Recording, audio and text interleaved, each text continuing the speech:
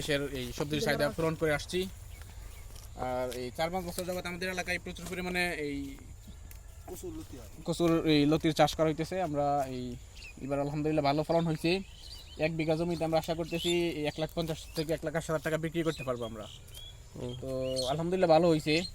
আমরা এই যারা এই আছি আর কি বলে যারা উদ্যোক্তা আছি যে এই চাষবাস করতেছি জমি নিয়ে, আমরা একটা পরিকল্পনা করতেছি। আমরা এখন তো মনে করেন সারা বাংলাদেশে কচুর লতির এই চাহিদা পূরণ করতেছি। আমরা ইনশাল্লাহ আগামী 1-2 বছরের মধ্যে ইচ্ছা আছে বাইরে পাঠানোর।